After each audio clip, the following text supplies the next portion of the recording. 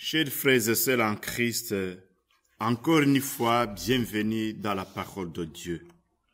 Éternel notre Dieu, le Père de notre Seigneur et Sauveur Jésus-Christ, nous te bénissons, nous te louons.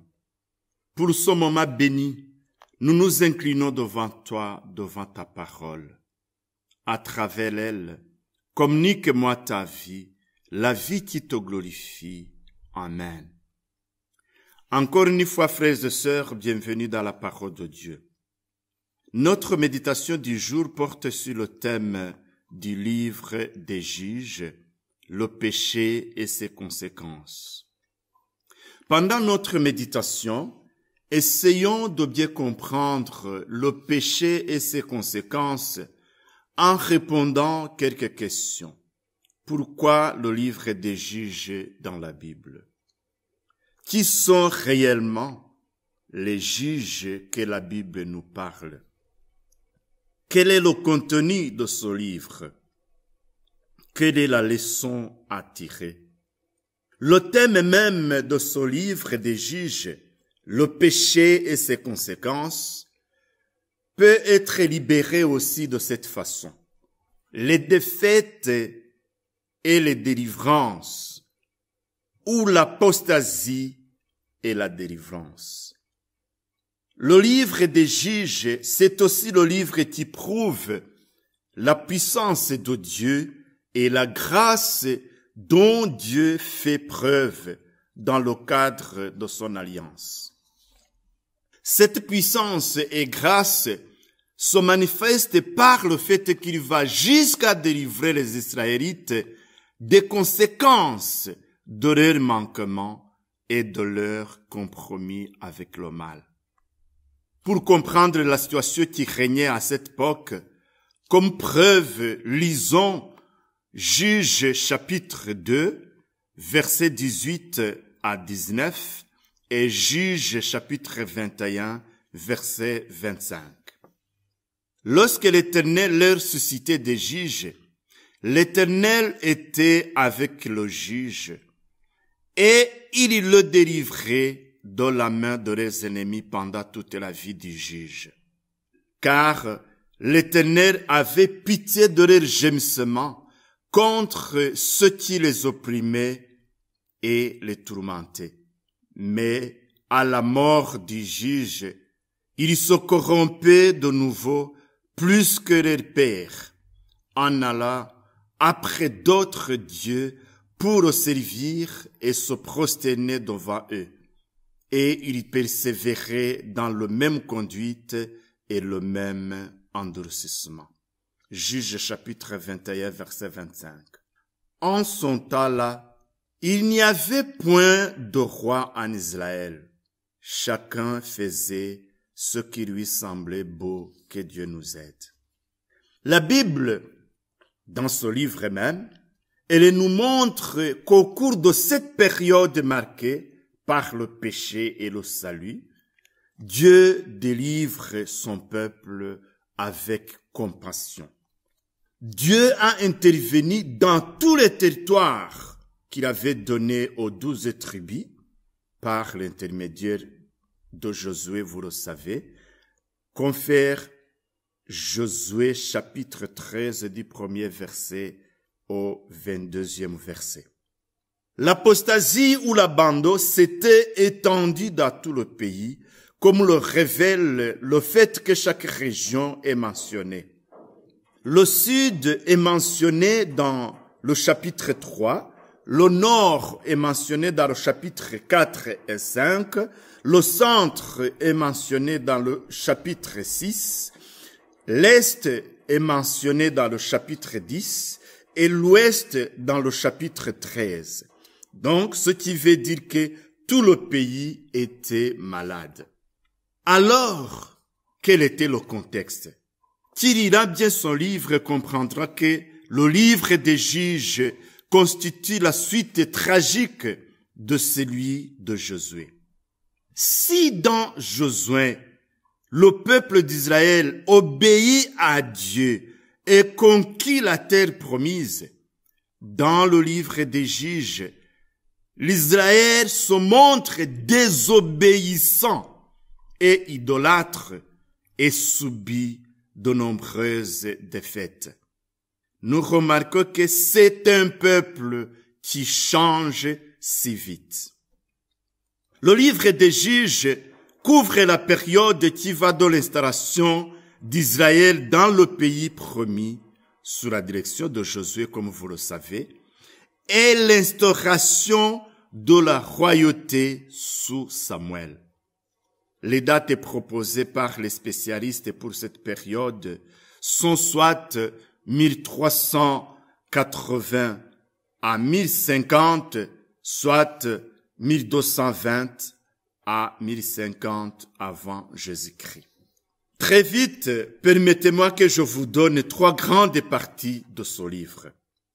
La première partie introductive du premier chapitre à 2 jusqu'au verset 5 décrit la conquête incomplète de Canaan par Israël.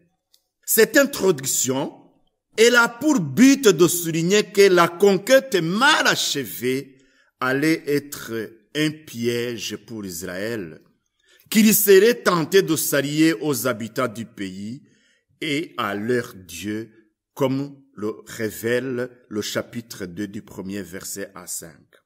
La deuxième partie forme le corps du livre, c'est-à-dire du chapitre 2 à 16. Elle nous montre essentiellement comment Dieu libère son peuple en choisissant et en envoyant des hommes qui réalisent concrètement cette libération.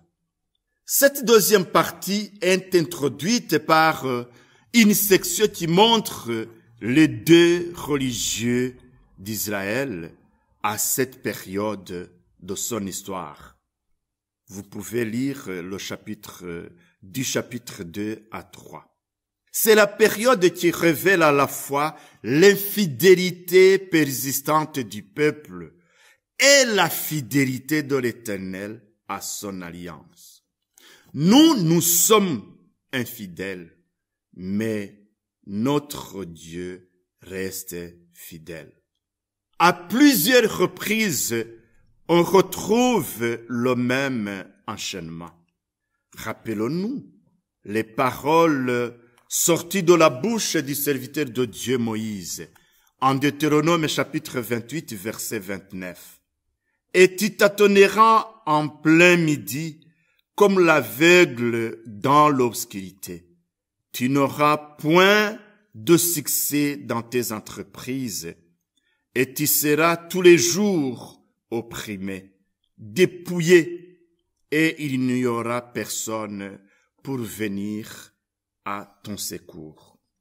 Nous voyons qu'Israël, attiré par les faux dieux de Canaan, il a abandonné l'Éternel et il entre automatiquement dans la servitude.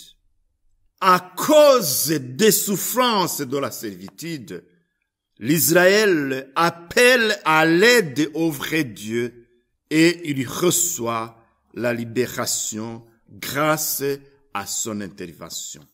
À chaque reprise, l'action libératrice de l'Éternel s'opère par l'intermédiaire d'un juge.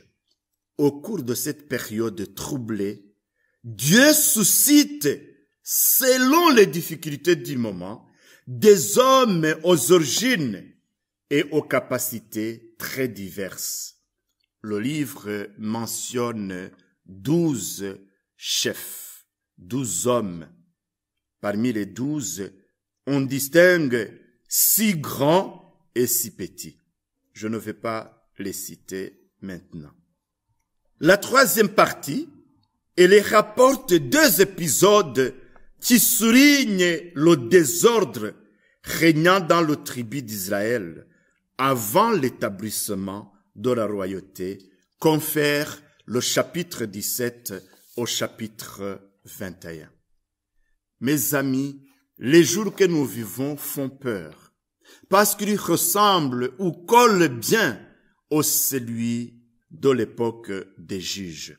L'auteur de son livre nous répète 4 fois ceci. Chacun faisait ce qui lui semblait bon. Ce langage qui a tourmenté notre auteur nous résume la vie de l'époque. Est-ce que cette période des juges ne colle pas à celle d'aujourd'hui? Chacun faisait ce qui lui semblait beau. Et aujourd'hui, on voit que la majorité des personnes, chacun fait ce qui lui semble bon.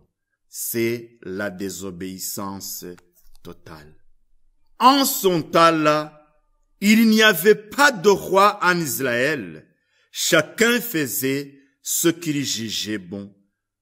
Vous lirez Juges chapitre 17, verset 6, Juges chapitre 18, premier verset, Juges chapitre 19, premier verset, et Juges chapitre 21, verset 25, le dernier verset. Frères et sœurs en Christ, regardons autour de nous. Regardons notre société d'aujourd'hui. Où sont les leaders? Où sont les personnes que nous puissions imiter? Ce verset me fait peur encore aujourd'hui. C'est terrifiant, c'est effrayant, abominable, mes amis, pour les gens qui vivent sans loi, sans guide. Un jour, une diaconesse a dit à son pasteur, « Moi, c'est comme ça que je suis créé. Mais ouvrez vos yeux. Où sont les leaders, les personnes que nous puissions imiter? Voici toujours ma question. Où sont les hommes de foi irréprochables? Où sont-ils? Les femmes comme Ruth, Déborah, Rebecca, où sont-elles? À notre époque, mes amis, les authentiques héros sont rares. C'est avec un regret que je le dis. Le progrès est remédiant. Faut apparaître au grand jour les manies et les faiblesses des dirigeants que nous sommes. Nous cherchons sans succès les hommes et les femmes à imiter. Aujourd'hui, vous le savez vous-même, la musique, le cinéma et le sport produisent un flot continu des stars. Et ces stars atteignent rapidement le sommet avant de disparaître, tout aussi si vite dans la scène. On recherche à devenir star même dans l'œuvre de Dieu, ce que nous voyons aujourd'hui. Le livre des Juges brosse le portrait de 12 héros, les hommes et les femmes qui ont délivré Israël de ses oppresseurs. Quand l'oppression des Mésopotamie est surgie, la main d'Othniel était présente pour délivrer le peuple de Dieu. Quand l'oppression des Moabites est apparue, la main d'Éhu était présente pour délivrer le peuple. Quand l'oppression des Philistins est surgie, la main de Shamgar était présente pour délivrer le peuple. Quand l'oppression des Cananéens est surgie, la main de Déborah et de Barak était présente pour délivrer le peuple. Quand l'oppression des Médianites est surgie, la main de Gédéon était présente pour délivrer le peuple. Quand l'oppression des Ammonites est surgie, la main de Jephthé était présente pour délivrer le peuple. Encore, quand l'oppression des Philistins est surgie, la main de Samson était présente pour délivrer le peuple. La liste devient longue, mais ma question, est-ce que l'Église peut compter sur toi? Mon frère, ma sœur, je te pose la question. Est-ce que tu es vraiment prêt à sauver le peuple? ou bien c'est toi l'oppresseur même du jour. Ces juges n'étaient pas parfaits, non, mais ils étaient soumis à Dieu et il les a utilisés. Que voulez-vous que je vous dise, Église de Dieu? Au lieu d'apprécier la liberté et la prospérité que lui offre le pays promis, comme Israël, nous prenons la mauvaise route. C'est pourquoi nous sommes dans la période la plus sombre de notre histoire. Le cœur en sont témoins. Aujourd'hui, je plaide, encore une fois, je plaide aux gens qui s'assombrissent dans le bourbier du péché au lieu de chercher la sanctification. Permettez-moi de vous résumer le message. En bref, la raison de son déclin rapide du peuple, c'est le péché à la fois individuel et collectif. Je le répète, le déclin rapide du peuple, c'est le péché à la fois individuel et collectif. Le premier pas qui éloigne les Israélites de Dieu, c'est le fait qu'ils se contentent d'une obéissance partielle. Moïse, le serviteur de Dieu, l'auteur du Pentateuque, dans ce chapitre 33, le chapitre qui nous parle du comportement que devrait considérer l'Israël, Nombre chapitre 33, verset 55, nous dit ceci. Mais si vous ne chassez pas devant vous les habitants du pays, ceux d'entre eux que vous laisserez seront comme des épines dans vos yeux et des aiguillons dans vos côtés. Ils seront vos ennemis dans le pays où vous allez vous établir. Mes amis, demi-vérité n'est pas une vérité. Le grand péché d'Israël, c'est qu'il a refusé d'éliminer tous leurs ennemis. Vous le lirez en Juge chapitre 1er au chapitre 2, verset 5. Quand un chrétien se contente de se repentir d'une partie de ses péchés, il se met lui-même en danger. Relevons ensemble 5 raisons majeures qui sont clairement évoquées dans son livre des Juges pour expliquer le déclin moral et même aussi le déclin spirituel d'Israël.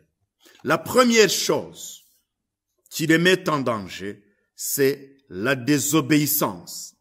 La désobéissance du peuple était manifestée dans son échec à chasser les Cananéens du pays.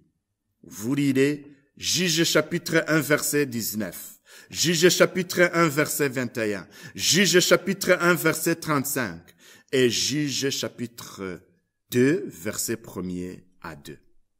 Pour être dans le plan de Dieu, peu importe le prix que ça te coûtera, obéissez à la lettre, à sa parole et à ses directives. Deuxième raison de son déclin moral et spirituel, c'est l'idolâtrie. Vous lirez en Juge chapitre 2, versets 12 à 14. Je vais lire. Ils abandonnèrent l'Éternel, le Dieu de leur père, qui les avait fait sortir du pays d'Égypte, et ils allèrent auprès d'autres dieux d'entre les dieux des peuples qui les entouraient. Ils se prosternèrent devant eux et ils irritent l'Éternel. Ils abandonnèrent l'Éternel et ils servirent Baal et les Astartes. La colère de l'Éternel s'enflamma contre l'Israël. Il les livra entre les mains des pillards qui les pillèrent. Il les vendit entre les mains de leurs ennemis d'alentour. Et ils ne purent plus résister à leurs ennemis. Partout où ils allaient, La main de l'Éternel était contre eux pour leur faire du mal, comme l'Éternel l'avait dit, comme l'Éternel leur avait juré. Ils furent ainsi dans une grande détresse. Que Dieu nous aide. Frères et sœurs en Christ, dès que tu as quelque chose qui occupe la première place dans ton cœur, avant Dieu, cette chose est une idole et tu es dans l'idolâtrie. Attention, évitez cette vie. La troisième raison de son déclin très rapide, les Israélites se sont mariés avec les Cananéens impies. Juge chapitre 3, verset 5 au 8e verset. Adoration ou admiration de faux dieux. Ils ont admiré la nudité des filles cananéennes. Aujourd'hui, ce sont des chrétiens qui regardent les films de pornographie et autres. Vous vous souillez. Plus vous regardez de tels films, plus vos pensées vont se plonger dans cette vie. Attention. Quatrième raison, c'est le manque de considération envers les juges. Lisons le chapitre 2, versets 17 et 18. Mais ils n'écoutèrent pas même leurs juges, car ils se prosternèrent à d'autres dieux, se prosternèrent devant eux. Ils se détournèrent promptement de la voie qu'avait suivie leur père, et ils n'obéirent point comme eux au commandement de l'Éternel.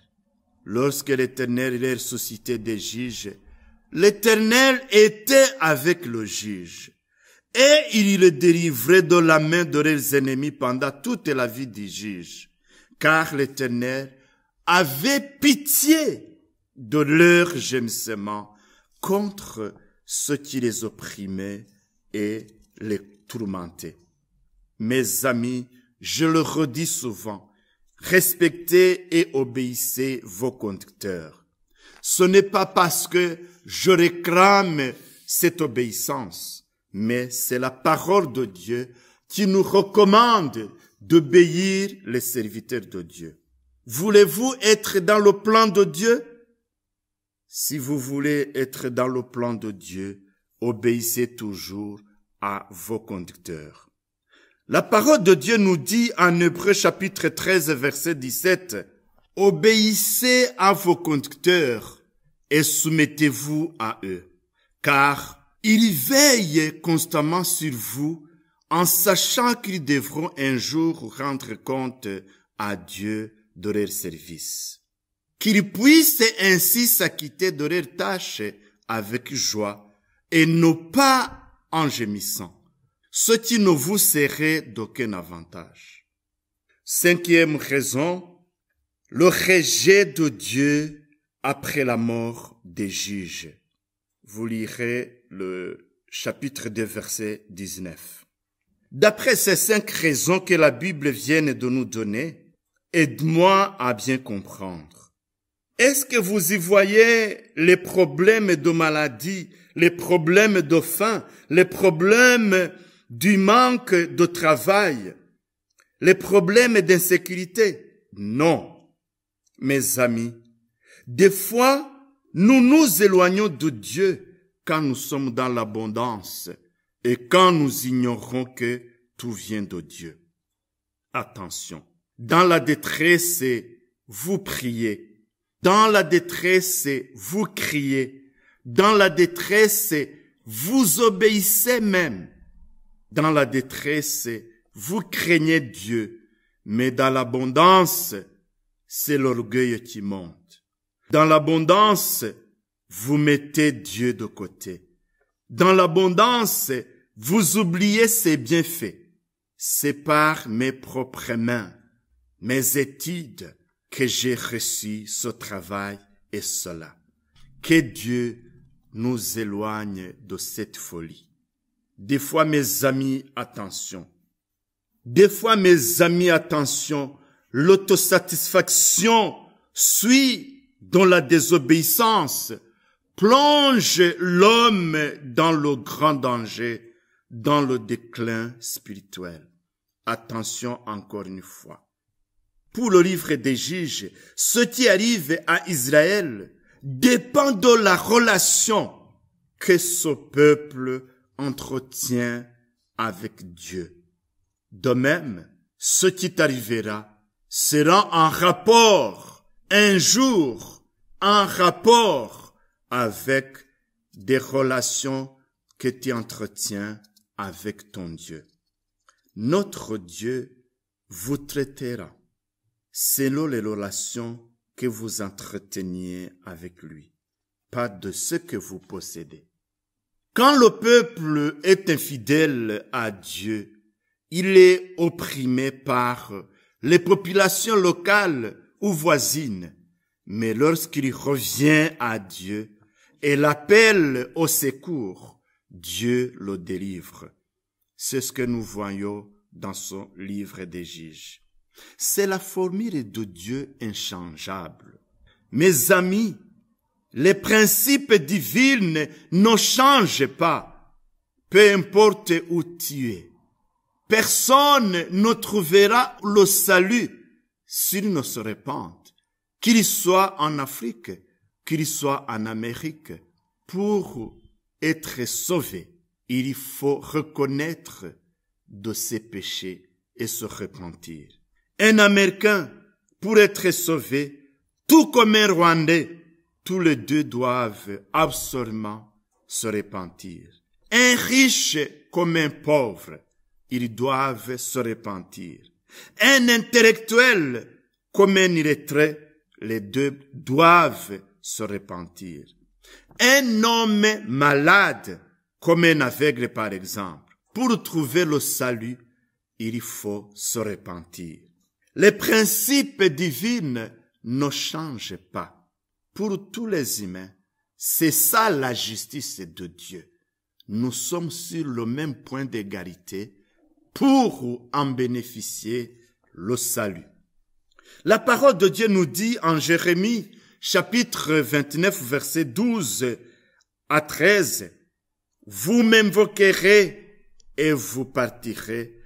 Vous me prierez et je vous exaucerai. Vous me chercherez et vous me trouverez si vous me cherchez de tout votre cœur. Amen. » À chacun de nous, je suis sûr que nous avons les cœurs. Si nous cherchons notre Dieu de tout notre cœur, Dieu se laissera trouver par nous. La parole de Dieu nous dit encore dans le livre de Deutéronome, chapitre 11, versets 26 et 27, je lis, « Vois, je mets aujourd'hui devant vous la bénédiction et la malédiction. La bénédiction, si vous obéissez au commandement de l'Éternel, votre Dieu, que je vous prescris en ce jour. La malédiction, si vous n'obéissez pas au commandement de l'Éternel, votre Dieu, et si vous détournez de la voie que je vous prescris en ce jour, pour aller après d'autres dieux que vous ne connaissez point. » Je continue, je lis encore.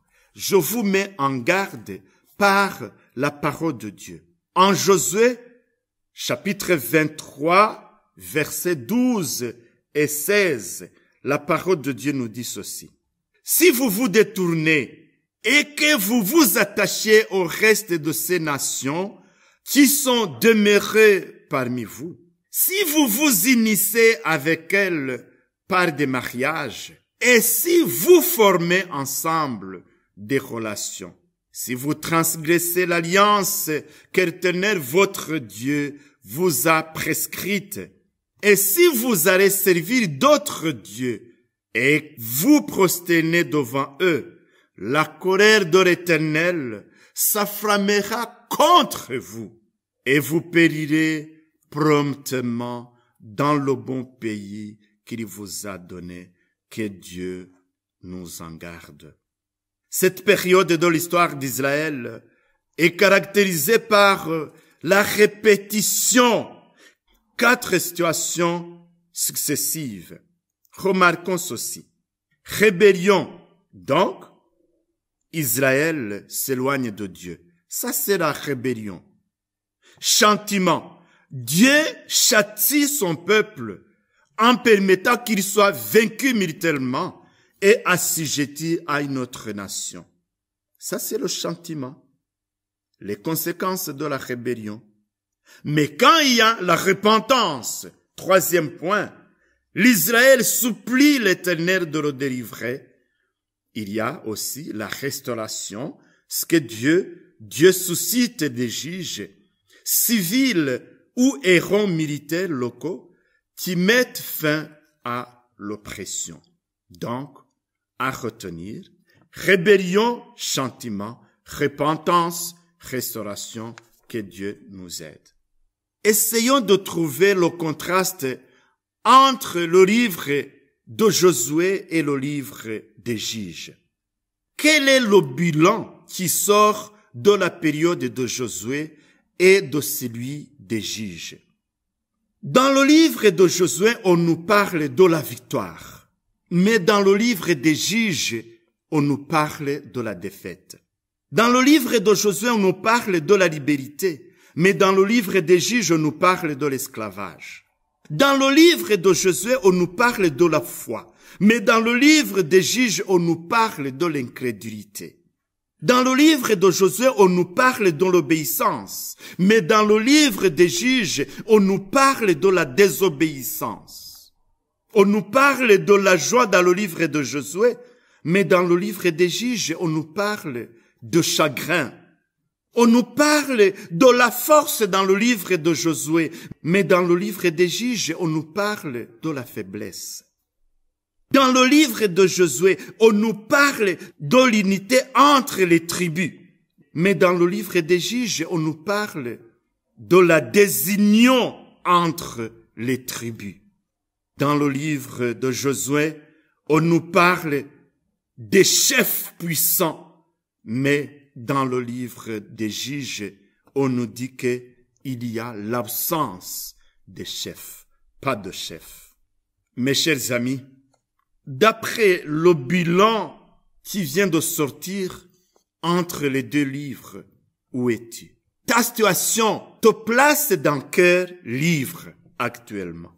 Le titre des Juges est adéquat pour ce livre, puisque il relate l'histoire de ces chefs remarquables que Dieu accorda à son peuple pour le délivrer de ses ennemis, comme nous le lisons en Juges chapitre 2, versets 16 à 19. Le titre hébreu de ce livre, Soptum, est identique. Le mot employé peut désigner des sauveurs, des libérateurs, aussi bien que des juges au sens où nous l'attendons. Je vous donne la référence de Deutéronome chapitre 16, verset 18, Deutéronome chapitre 17, verset 9 et Deutéronome chapitre 17, verset 17. Donc, ici, le mot juge veut dire sauveur ou libérateur. C'est le bon moment où nous avons besoin des juges. Dans ce sens, les libérateurs ou les sauveurs, comme Othniel, comme Éhu, comme Déborah, comme Gédéon, comme Jephthé et Samson et les autres. Le dernier verset du livre des Juges, chapitre 21, verset 25, résume encore la situation. En son temps-là, il n'y avait point de roi en Israël. Chacun faisait ce qui lui semblait beau. Que ça ne soit pas votre situation, mon frère, ma sœur. Frères et sœurs en Christ, elle, juge d'Israël et souverain sacrificateur, bien qu'il soit le mentor de Samuel, il ne fit pas un bon exemple. Vous le savez, il y tolérait l'intolérable. Mais Samuel, juge, sacrificateur et prophète, lui en fit un avec ses oreilles spirituelles.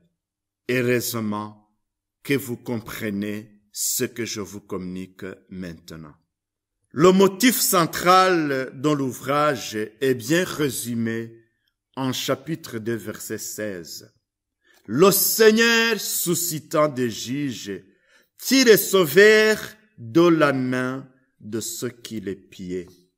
Que Dieu nous suscite des juges, des libérateurs qui nous sauvent de la situation. Quelle est la leçon transcendante ou le cadre théologique alors? La leçon se caractérise par une série de formules stéréotypes. Les fils d'Israël firent ce qui est mal aux yeux du Seigneur. Ils abandonnèrent le Seigneur et ils servirent Baal et les Astartes. Deuxième point, la conséquence de cette infidélité est alors indiquée. Le Seigneur les livra aux mains de tel ou tel ennemi. Puis vient la formule, les fils d'Israël crièrent vers le Seigneur. Toi qui veux le salut, sans rien laisser, ce n'est pas possible. Je vous rappelle de quelque chose. Bartimée a laissé tomber son manteau derrière lui. À cette supplication de son peuple, le Seigneur répond en suscitant des juges ou bien des sauveurs. Les enfants d'Israël crièrent à l'Éternel et l'Éternel suscita un libérateur qui les délivra. Othniel, fils de Kenaz, frère cadet de Caleb. L'Esprit de l'Éternel fut sur lui. Il devint juge en Israël et il partit pour la guerre. L'Éternel livra entre ses mains Cushan Lishethaïm, roi de Mésopotamie, et sa main fut puissante contre Cushan Lishéa-Timaï. Les enfants d'Israël crièrent à l'Éternel, et l'Éternel suscitant un libérateur, Ehud, fils de Guéra, benjaminite, qui ne servait pas de la main droite. Les enfants d'Israël envoyèrent par lui un présent à Églon, roi de Moab. Frères et sœurs, je tends vers la fin. L'espoir du chrétien ne réside pas que dans son Sauveur. L'ennemi fut abaissé sous la main d'Israël. L'ennemi sera abaissé. Deuxième chose, le pays fut en repos pendant tant d'années. Notre Dieu nous donnera du repos. À retenir comme formule, le péché entraîne le châtiment, mais le repentir du peuple amène l'envoi d'un sauveur. Ça, c'est à retenir. Le péché, peu importe, le péché entraîne le châtiment. C'est la formule de Dieu. Et quelle joie, le repentir du peuple, le repentir de n'importe qui, amène l'envoi d'un sauveur. Que Dieu nous aide.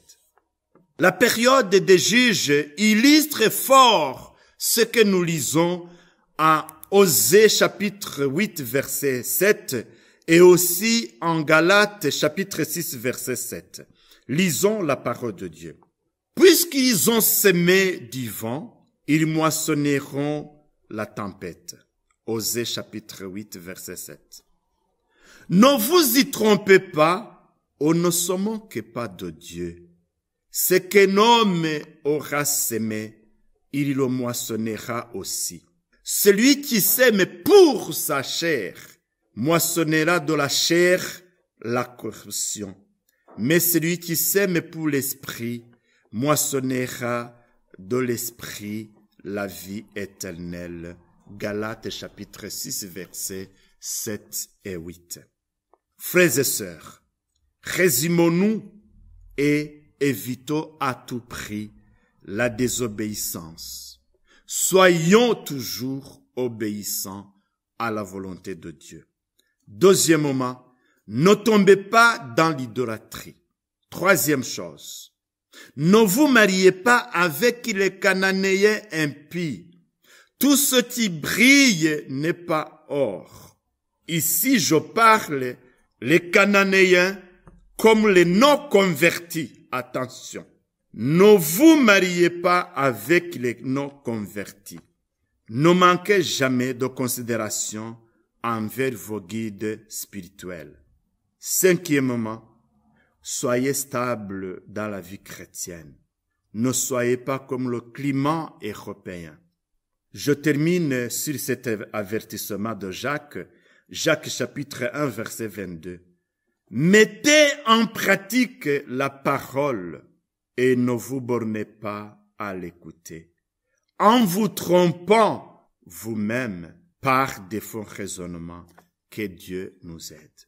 Frères et sœurs en Christ, enracinez-vous dans la parole de Dieu. Vous y trouverez les vrais et les bons conseils de la vie quotidienne qu'est la vie spirituelle.